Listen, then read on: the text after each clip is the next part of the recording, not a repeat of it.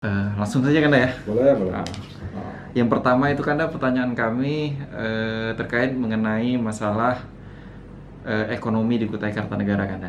Nah, sejauh ini bagaimana Kanda mengamati ekonomi yang ada di Kutai Kartanegara? Saya menjawabnya bukan berarti saya lebih pintar ya. Kita cuman berbagi ilmu sama berbagi pengalaman saja. Itu kan yang saya tahu gitu. Saya lebih elok kayaknya saya membandingkannya antara 2010 sama 2020 saja ya. Saya melihat gini, 2010 sampai 2013 ekonomi Kukar itu masih bagus, wah, besar, kuat, banyak uang, ya APBD besar, mendekati 9 triliun, gitu, kan. Belanja di mana-mana, itu antara periode 2010-2013. Masuk ke 2014 itu sudah ada tanda-tanda jomplang. 2014 itu transfer DBH tidak bisa ditransfer, kurang salur 500 miliar, hutang di mana-mana, belanja serba dibatasi, belanja pemerintah serba dibatasi, kan, terus menurun dengan kisaran angka yang bisa main jomplang itu sekitar APBD 6 triliun sampai 5 triliun. Nah, 2015 sampai ke 2020 itu tren Kukar yang misalnya hanya mengandalkan APBD saja, dia semakin menurun gitu kan. Dia mainnya kisaran 4. Saya bandingkan 2018 itu masih APBD kita masih sekitar 4 triliun lebih. Masuk ke 2019 juga masih 4 triliun lebih. Nah, ke angka 20 itu sudah mulai jomplang sedikit-sedikit. 2021 juga turun. Nah, yang saya melihat trennya perekonomian Kukar itu ketika dia mengandalkan APBD itu, dia akan mengalami penurunan pendapatan DBH itu trennya ya, sekitar 400 miliar sampai 500 miliar setahun. Itu PAD-nya kan ya? APBD, DBH-nya, DBH hasilnya itu ada potensi dia mengalami penurunan tiap tahunnya 500 sampai 400 miliar. Dan diperkirakan juga di tahun depan di 2022 nanti Kukar akan mengurangi pengurangan DBH itu sekitar 400 miliar lagi.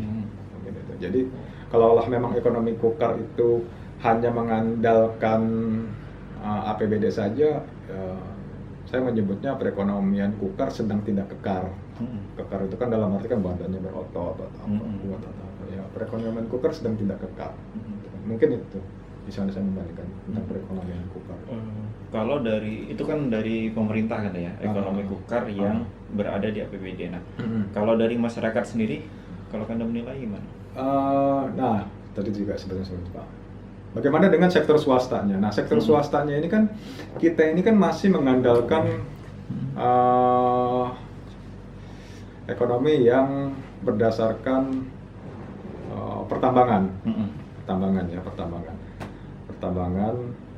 Pertambangan itu dia bisa dirasa dengan masyarakat secara langsung. Beda dengan migas, Nah, pertambangan juga tiap tahun akan mengalami penurunan. Seiring juga permintaan tambang batu bara juga mengalami penurunan. Harga batu bara juga mengalami penurunan tiap tahunnya, kan seperti itu kan. Jadi dari sektor pajak batu bara itu Kukar itu akan mengalami penurunan. Nah, karena kita bertahun-tahun memiliki euforia perekonomian yang mengandalkan pertambangan batu bara, jadi memang betul-betul ada ada apa kayak terkejut gitu loh, kayak ada terkejut. Misalnya kayak gini, yang kita mengandalkan batu bara itu ya, waktu Luakulu mengandalkan batu bara itu, Luakulu itu ramai, itu kan ramai, terus juga karyawan batu bara itu banyak yang bekerja di Luakulu. Saya melihat gini, kalau satu perusahaan batu bara itu dia punya karyawan 100, tiap bulan itu dia menggaji karyawannya yang 100 itu sekitar 5 miliar. Sekitar 5 miliar itu. Nah, 5 miliar itu si karyawan itu ada di situ, dia belanja di situ, gitu kan. Jadi 5 miliar itu perputaran di tingkat desa itu sudah punya efek yang luar biasa gitu kan. Warung-warung ramai gitu kan, daya beli tinggi atau apa. Tapi kalau kita masih mengandalkan tambang batu bara yang juga permintaannya semakin menurun, kita akan mengalami kesepian ya, pasti itu kan. Dan itu sudah dialami misalnya di daerah Lower Tebu atau apa. Nah, sebetulnya kalau Kukar itu kalau mau bagus, dia harus mengandalkan ekonomi rakyat. Ekonomi rakyat yang memang yang bisa dirasakan secara langsung, uang itu secara langsung gitu, kan ekonomi rakyat. Kalau misal masih mengandalkan sektor batu bara yang memang diprediksinya akan mengalami turun terus, nggak bisa diandalkan lagi. Sebelum kita ke wilayah solusi kan ya, bagaimana kita melihat terkait mengenai masalah inflasi yang ada di Kutai Kartanegara kan ya? Kalau menurut saya gini, kalau inflasi di Kutai Kartanegara itu sebetulnya normal-normal saja. Normal. Inflasi itu kan gini, naiknya harga itu tidak sebanding dengan peredaran uang. Itulah inflasi. Harga di Kukar itu sama, tidak mengalami kenaikan yang cukup signifikan, termasuk dari segi sembako. Saya punya keluarga di Jakarta, berapa harga cabai gitu kan 5.000, di Jakarta 5.000, di sini juga 5.000. Berapa harga sayur segini, ternyata di Kukar juga segini, gitu kan. Berapa harga ayam itu di Jakarta itu 33.000, di sini 35.000. Jadi dari segi kenaikan harga juga tidak ada yang kenaikan harga yang begitu signifikan, gitu kan. Cuman yang jadi permasalahannya, ekonomi Kukar ini sedang very low, lagi rendah, lagi lambat atau apa, sehingga daya beli masyarakat juga, sekalipun harga tetap normal, daya beli masyarakat juga akan pikir-pikir, akan menunda, gitu kan. Terus tidak punya kecerahan secara ekonomi ketika masih mengandalkan sektor batubara, tidak ada punya kecerahan ekonomi, pendapatan Kukar masih DBH atau apa kan, seperti itu kan. Jadi menurut saya inflasi ini sebetulnya normal-normal saja. Yang jadi masalah itu sekarang ini perputaran uang di Kukar itu lagi mengalami sedikit gitu loh, karena lebih konaah ya masyarakatnya karena kondisi keuangan mungkin yang lebih berhemat lah. Iya, lagi berhemat kan, gitu berhemat gitu kan. So, kalau inflasinya sih biasa saja, normal saja inflasi. Normal saja ya. Normal saja. Tapi kalau ini kita kembali ke PAD kan ya, karena tadi itu menyangkut terkait mengenai masalah APBD. Katakan tadi mayoritas kita ini mendapatkan uang itu dari DBH ya kan. Dan DBH ini menurun terus. Bisa sampai 400 sampai 500 miliar ya kan, menurun per tahunnya. Nah, bagaimana sih Kanda trik-trik ya untuk bagaimana pemerintah itu bisa meningkatkan pendapatan asli daerahnya Kanda? Ya. Sebelum masuk ke trik-trik pemerintah ya, PAD Kukar itu kan dia misalnya ya, PAD Kukar ya untuk tahun 2018 itu 351 miliar, 73 miliar. Terus untuk 2020 itu 359 miliar. Di proyeksi 2021 itu PAD Kukar itu 526 miliar. Yang harus dipahami bahwa kalau pendapatan asli daerah itu, daerah akan enak mempergunakannya. Misalnya ada kegiatan sesuatu, Pemkab Kukar mau ini, ngambillah dari pos PAD, pendapatan asli daerah. Cuman harus dipahami juga bahwa selama ini PAD Kukar secara total itu dia PAD plat, PAD tetap, PAD yang didominasi oleh PAD tetap, dia tidak bisa dipergunakan oleh Pemkab Kukar gitu kan, dalam kondisi tertentu dengan perjanjian tertentu dia tidak bisa dipergunakan, tidak bisa diambil karena dia PAD tetap. PAD tetap itu apa aja Bang Rian? Pertama, pendapatan rumah sakit, itu PAD tetap, itu tidak bisa diambil karena kalau diambil akan kacau, karena rumah sakit juga butuh uang buat beli obat gitu kan, buat beli obat, buat beli ini, itu tidak bisa diambil. Nah, PAD tetap lainnya yaitu itu keuntungan dari Bank Kaltim. Nah, keuntungan dari Bank Kaltim itu dia tidak bisa diambil secara rutin, ataupun misal kondisi Kukarnya lagi butuh uang, dia ngambil dari PAD yang dihasilkan oleh Bank Kaltim dari perencanaan itu tidak bisa diambil secara langsung. Dia ada butuh waktu tertentu, ada perjanjian tertentu di mana PAD itu bisa diambil, cuman itu dia tidak bisa diambil secara rutin dan nggak bisa diambil gitu. Nah, kalau PAD murni yang digenjot gitu kan atau apa, makin kisarannya itu sekitar 100 miliar. PAD murni itu 100 miliar. Ya di bersumber dari pajak restoran, pajak hotel gitu kan, pajak galian C, retribusi atau apa kan seperti itu. Jadi reklame itu yang paling banyak selama ini yang didapat dari PAD Kukar. Nah, misalnya masuk ke bagaimana triksnya kok supaya meningkat, ya Kukar harus diramaikan. Kalaulah memang Kukar hanya mengandalkan PAD dari situ gitu kan. Karena selama ini gini maksud saya, Kukar ini kan cenderungnya kan kita harus ngomongin Tenggarong aja dulu kan. Tenggarong terus kita. Karena Tenggarong itu dekat dengan ibu kota, dia dekat ibu kota Kukar, dan juga dia dekat dengan Samarinda. Nah, selama ini yang harus kita upayakan yaitu bagaimana orang itu bisa berlama-lama di Tenggarong, Dia ketika berlama-lama di Tenggarong, dia pasti bawa uang. Contohnya kayak gini. Saya waktu 2001 itu saya dari Jakarta itu bawa uang 150.000. Nah, 150.000 itu buat makan saya selama di Kukar, dan itu istilahnya modal lah. Nanti kan bisa dicari lagi. Nah, orang yang datang ke Tenggarong itu, ke Kukar itu tuh harus dalam waktu yang lama, dan dia bawa uang gitu loh, bukan hanya kondisional. Atau kondisional, atau misalnya ada event-event tertentu saja.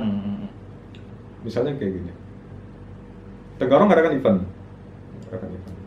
event, datanglah orang banyak. Eventnya selesai dalam waktu 3 jam, orangnya hilangan lagi. Nah, siapakah yang menguntungkan? Yang menguntungkan yaitu lele pentol, penjualan minuman, warung-warung kecil gitu kan, warung-warung kecil dan warung-warung makan. Mereka berdampak, cuman tidak berdampak secara signifikan, permanen gitu kan. Kalaulah banyak orang yang datang ke Kukar, dia tinggal di Kukar gitu kan, jadi dia akan banyak perputaran uangnya di Tenggarong ini, dan juga dia akan misalnya dia jajan di Kukar, nanti dia ke warung sini, dia makan di situ, dia nanti kan pajaknya akan kembali lagi ke pemerintah daerah. Yang jadi persoalan ini kan selama ini kan sepi.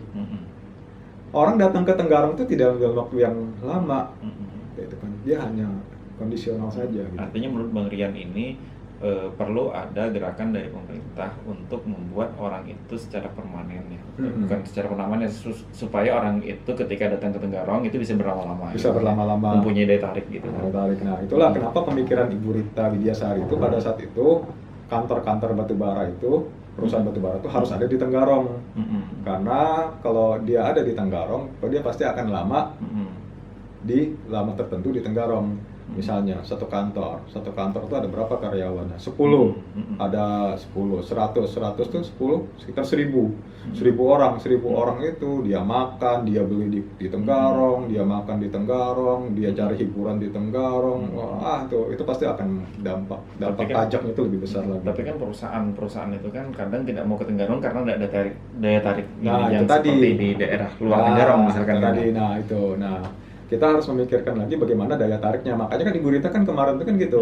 Ketika ada kantor perusahaan batubara, ada mall di sebelahnya, itulah menjadi daya tariknya gitu. Itu udah menjadi daya tariknya.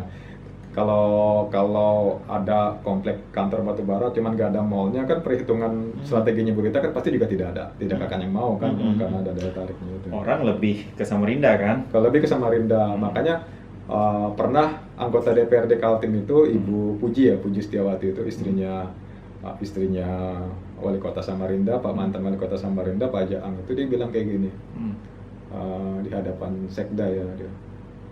Kami mau di hadapan OPD, kami mengucapkan terima kasih kepada Kukar gitu. Karena Kukar lah PAD kami jadi naik gitu kan. Kenapa gitu? Kok PAD-nya naik? Iya. Karena orang yang mengunjungi Kukar itu misalnya studi banding kah atau apa, dia pasti nginepnya di Samarinda. Nginepnya di Samarinda gitu kan, jadi bayar pajaknya di Samarinda, makan di Samarinda, ya sana itu kan pasti hidup gitu kan. Ya betul juga sih kata Bu Puji nih gitu kan. Misalnya tamu Kukar nginep di mana, di Hotel Grand LT, sepi gitu kan, apa gitu kan. Hotel di Lesung Batu juga kayak gitu juga kondisinya gitu kan, di Grand Fatma kayak apa gitu kan, seperti itu kan. Jadi ya terus juga selain itu kalau untuk pengen menggerakkan sebaiknya sudah harus mengarah ke industri. Industri itu dalam arti ada sektor usaha yang dia membutuhkan karyawan dalam jumlah yang banyak gitu kan, gitu. Misalnya ada sektor industri yang memang dia itu karyawannya cuma 2 orang, cuma 3 orang, itu juga akan terkesan lambat. Cuman kalau ada industri yang hidup dan dia memiliki karyawan yang banyak, itu kan itu lumayan, itu perekonomian daerah itu bisa hidup gitu. Mungkinkah orang mau berinvestasi dan membuat industri di tempat kita ini kan? Ya, saya sih pernah menduga gini sih, saya pernah dalam hati saya pernah bilang, pernah gak ya minta maaf gitu ya, Pemkab itu dia datang ke daerah, atau mungkin bukan datang ke daerah, kalau datang ke daerah misalnya datang ke Surabaya, setelah urusannya selesai atau apa gitu kan, itu akhirnya pulang kalau kembali lagi ke Kukar. Tapi maksud saya, pernah gak ya Pemkab Kukar itu dia mensurvei dia ke misalnya gini, ke Jawa Timur gitu kan, ke Jawa Timur, dia sampelnya itu para pengusaha yang ada di Jawa Timur, misalkan industri tekstil di sana lah, gitu kan, seperti itu. Maukah kamu berinvestasi di Kukar? Surveinya itu mau nggak gitu kan, berapa 100 orang mau gitu kan, di antara 100 orang responden itu ternyata 75 yang mau, langsung bikin kawasan. Karena investor dari Samarinda, calon pengusaha di Samarinda, dia menyatakan diri mau dia mengembangkan usahanya di Kukar. Tapi kan kayaknya kita tidak pernah mensurvei itu gitu loh. Kita tidak pernah mensurvei itu. Jadi kita tidak tahu apakah si investor, si pengusaha yang ada di luar Kukar itu mau menginvestasikannya ke Kukar, karena kita tidak pernah mensurvei itu. Atau memang dengan populasi kita yang relatif sedikit, daerah yang luas itulah yang membuat mereka mundur. Bisa jadi karena itu menjadi daya jual juga gitu kan. Cuman kan kita bisa distrategikan gitu kan. Kita menjadi sebagai industri perakit, bukan sebagai sasaran konsumtifnya, bukan sasaran. Misalnya gitu, Kukar itu ada industri membangun perakitan, cuman untuk dikirim ke Sulawesi, untuk dikirim ke Indonesia bagian timur, kan itu bisa nilai tawar kan seperti itu, nilai tawarnya bikin perakitan, industri baja, industri logam, industri perakitan Honda atau apa kan seperti itu, kan sepeda motor atau apa, ada kan. Itu bisa menjadi apa nilai bergeningnya gitu loh sebenarnya. Cuman itu sudah dilakukan atau tidak kan saya tidak tahu. Selain daya tarik industri apalagi Bang kira-kira?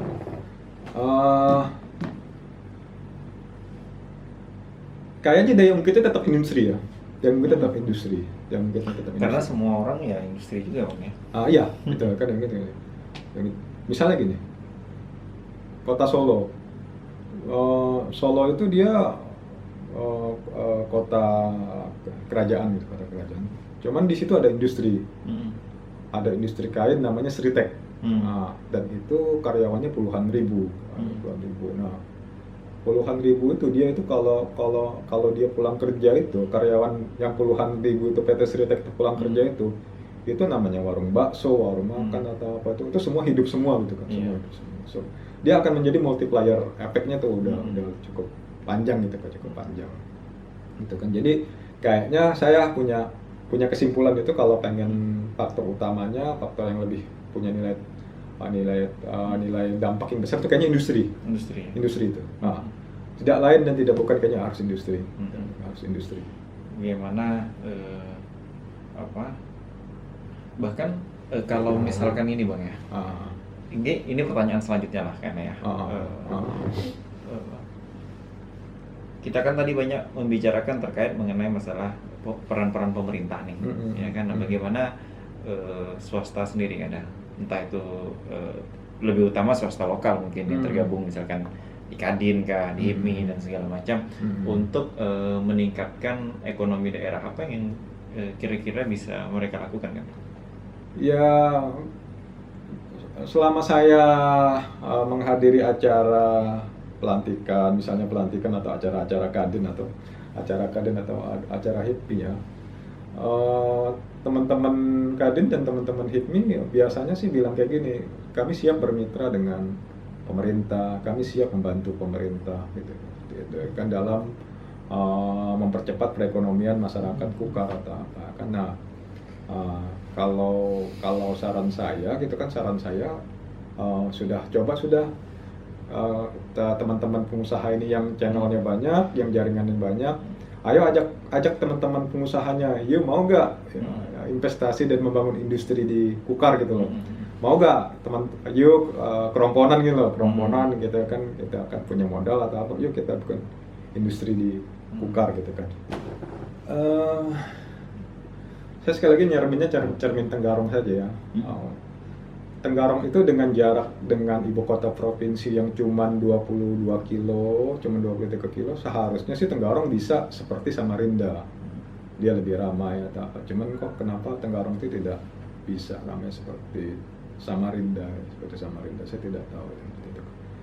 Nah, terus Tenggarong juga dia punya peluang ramai. Kita lihat saja ya, misalnya kayak gini.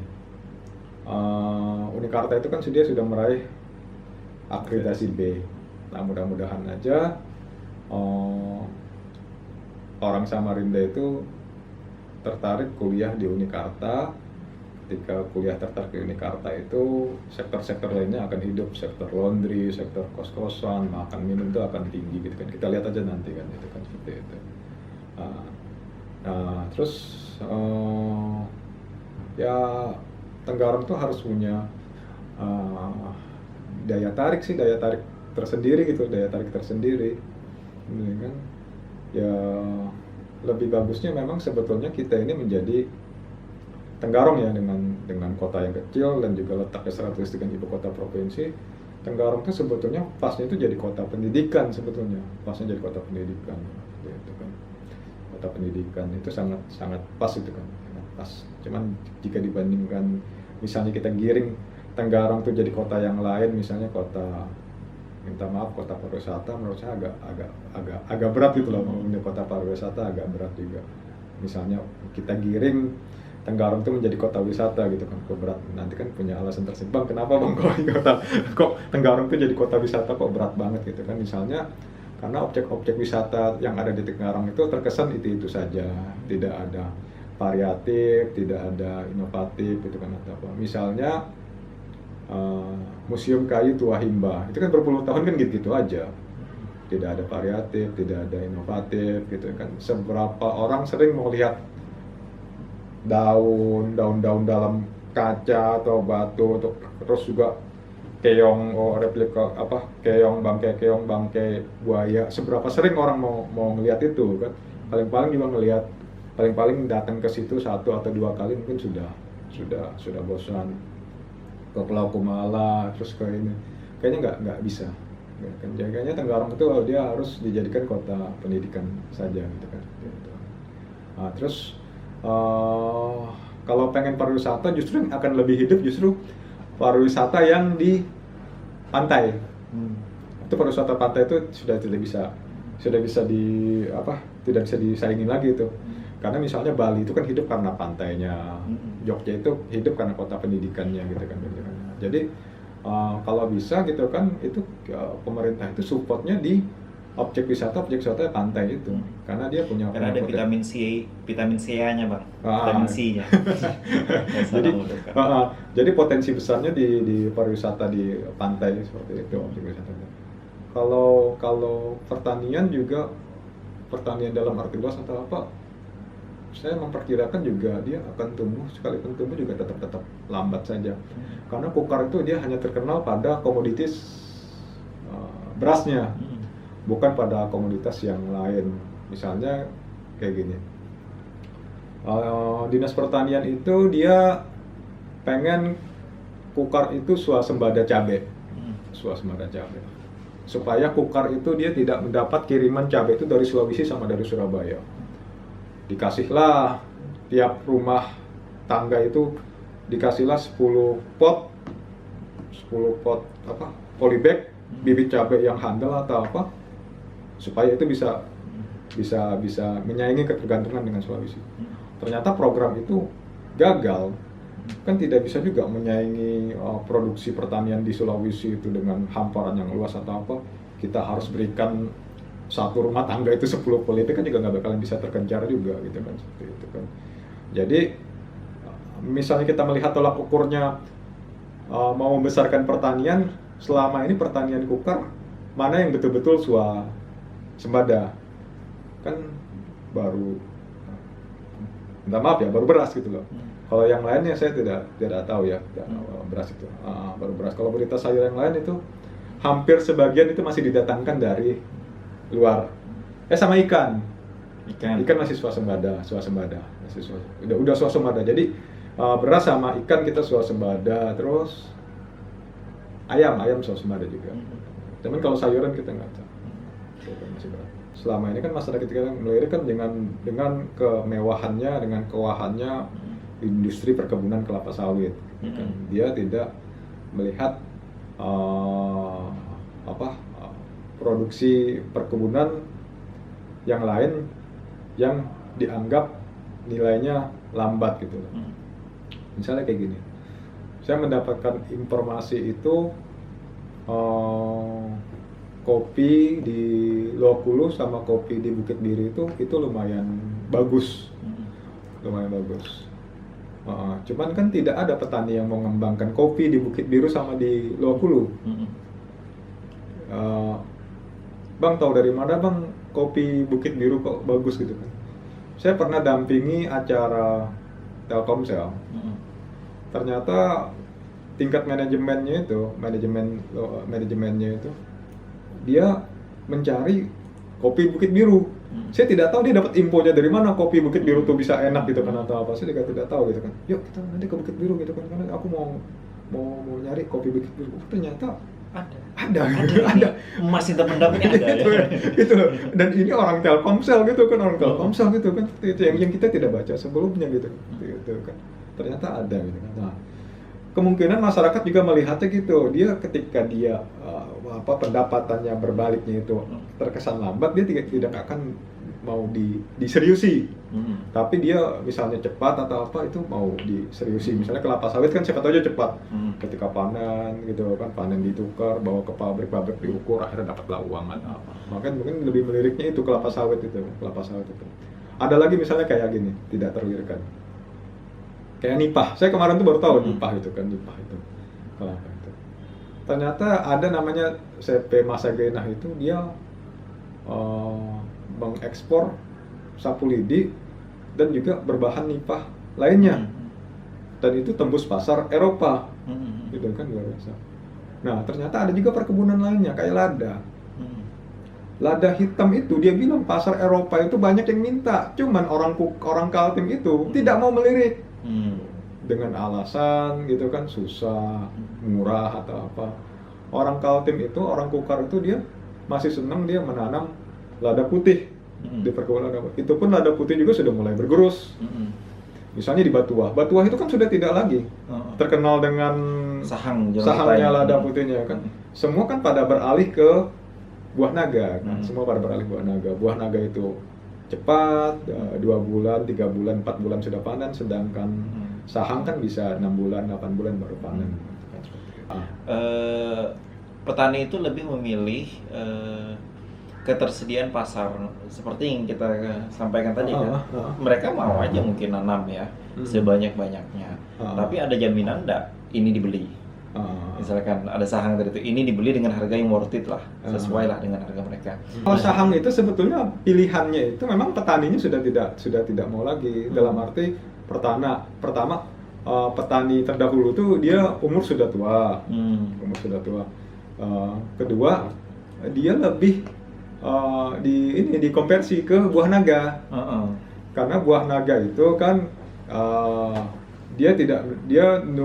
kalau sahang itu dia membeli dalam jumlah yang besar, menunggu jaringan atau apa. Sedangkan kalau buah naga itu kan dia bisa dijual secara langsung gitu kan, atau apa, misalnya di pinggir rumah atau apa gitu kan. Dan juga panennya lebih cepat. Karena saya sudah wawancara ke Kades Batuah ya. Ke Kades Batuah itu ternyata memang masyarakat sudah pada konversi dari sahang ke buah naga dengan pertimbangan itu yang saya ceritakan. Jadi dia itu lebih cepat panen dan juga bisa lebih cepat langsung jual dan juga bisa menikmati uangnya langsung gitu kan, seperti itu. Nah, jadi itu. Kalau pasarnya sih pasti terbuka terus, saya yakin tuh lada tuh. Pasti terbuka. Pasar ada, kalau orang kita nggak bikin masak ketemu pakai lada, rata-rata loh masakan tuh pakai lada rata-rata. Tapi kan orang lebih praktis sekarang Bang, sedangkan kita industrinya di sini tidak ada. Nah itu juga problem kita ya kan? Betul. Nah coba aja ada pabrik kayak gini loh, misalnya mau nanam singkong gajah. Siapa tahu aja misalnya ada pabrik mie ya di Kukar atau di ini kan di Samarinda. Siapa tahu aja dia bisa membeli gitu loh. Jadi mata rantai distribusinya bisa lebih singkat gitu loh. Dengan kapasitas misalkan orang Kalimantan misalkan, ya kan? Betul. Kan seperti itu. Jadi lebih kepada industri kan ya? Industri. Jadi itu. Oke, terima kasih Bang. Sangat mencerahkan sekali. Ya kan? See you. Ya.